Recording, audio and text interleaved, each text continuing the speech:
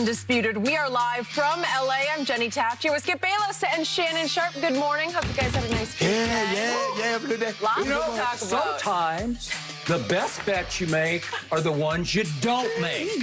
On Friday, I offered you your Lakers plus 10 points at Nets, and you had no faith. Ye of little faith. I didn't want it. You said, I got no hope. I got no shot.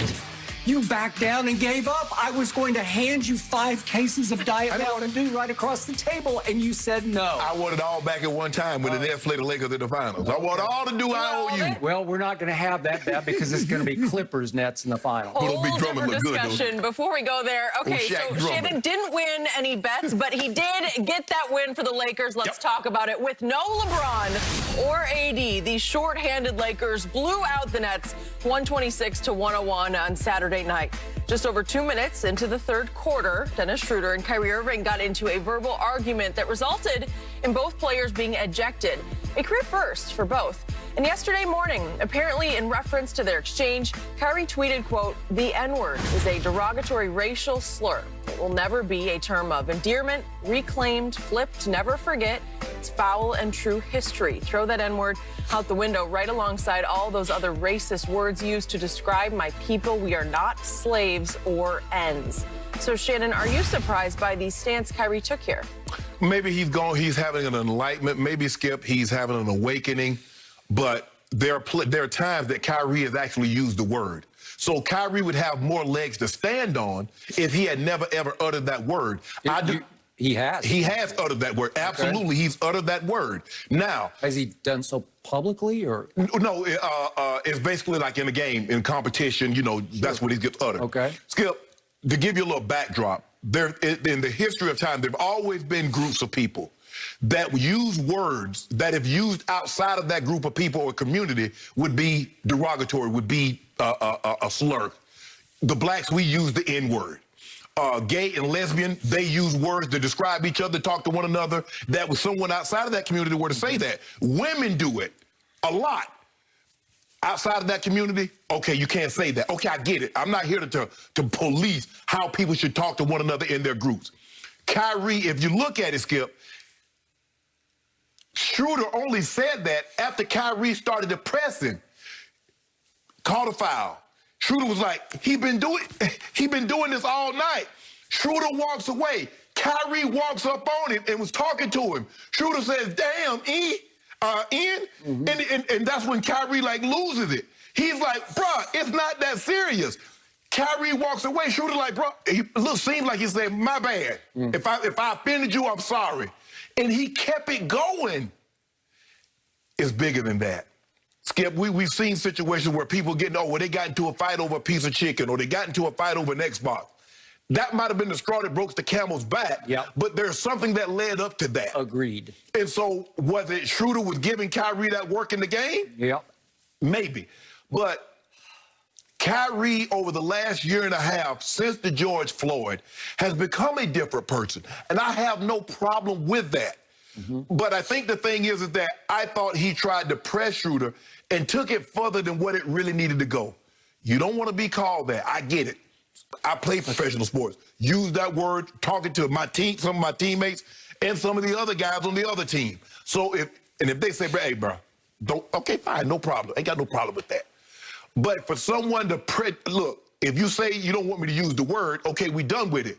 But don't come try to press me, because that's not gonna go well.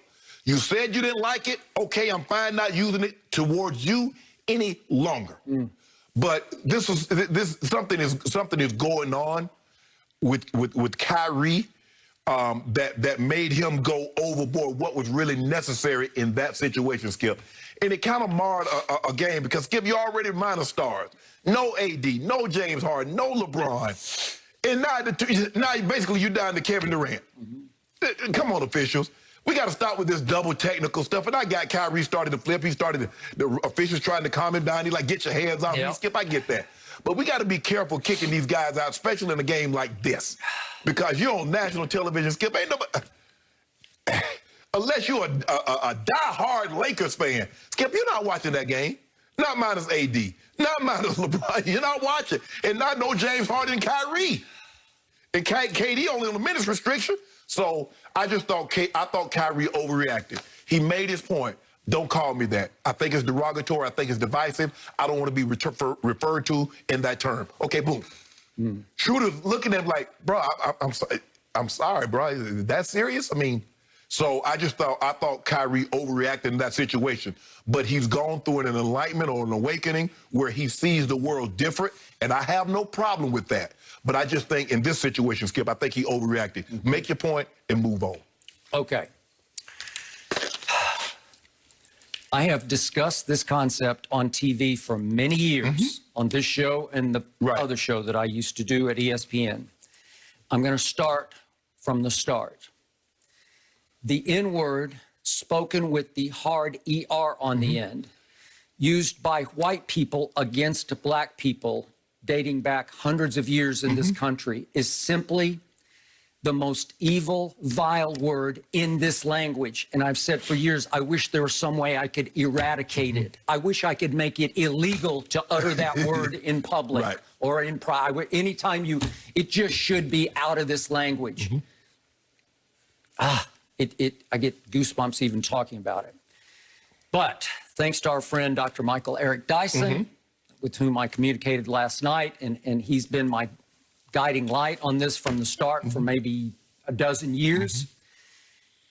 He pointed out to me that the black community over time has taken that vile, evil word and drained the poison out of it by putting an A on the end, as you well know, instead of that hard R. And that word has become, you could call it a term of endearment within your community. Yes. Maybe just a term of familiarity, as in we're all in this together. Right? That's how I feel it. And I've worked with several black commentators, most notably you. And I believe you've told me on the air here that, yeah, you use it occasionally. Yeah.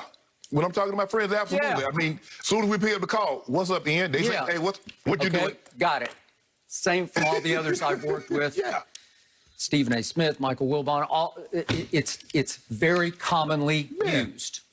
I don't know if you call it endearment or just familiarity. I don't know, but whichever it is, there's also a school out there, and you can call it an old school. And that school of thought is the Kyrie school of thought that he posted.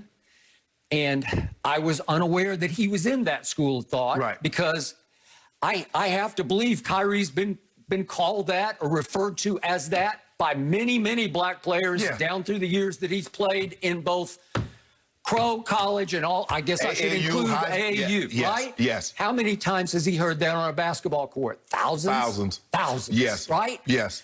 So why now? Why pick this time to go public with this? Because that was a shock.